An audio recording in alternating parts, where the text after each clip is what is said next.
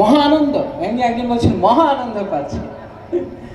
তো বাইরে আমরা যে আনন্দগুলোর পেছনে ছুটি, সেগুলো পয়সা খরচা করতে হয়। একটা মুভি দেখবেন, মুভির টিকিট কত নেন যাই না, কত নেন?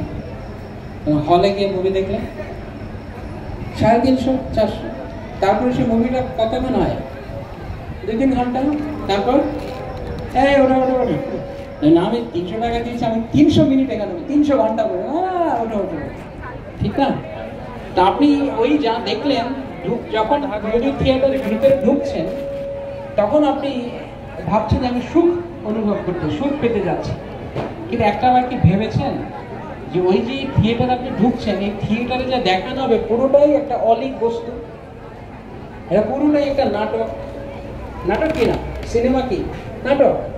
তা আপনি নাটকটা দেখতে 300 টাকা খরচ করছেন, 300-400 টাকা খরচ করে একটা নাটক দেখতে যাচ্ছেন, তাও সেই নাটকের মধ্যে ওকে মারছে, ওকে গুলি করে দিচ্ছে, 400 অলীক নাটক।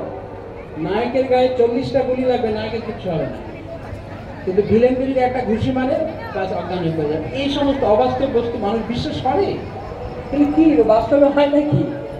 তার উপর গাড়ি চলে গেছে, সে ঠিক বেঁচে আছে। তো এই অবাস্তব বস্তু দেখার পিছনে আপনি পয়সা খরচ করছেন, তো 3 ঘন্টা শেষ আপনি পাচ্ছেন কিছু না, শুধু আপনার জীবন থেকে 3 ঘন্টা মূল্যবান সময় হারিয়ে গেল। আর কি হারালো? পকেটের পয়সা, কিন্তু পেলেন না কিছু।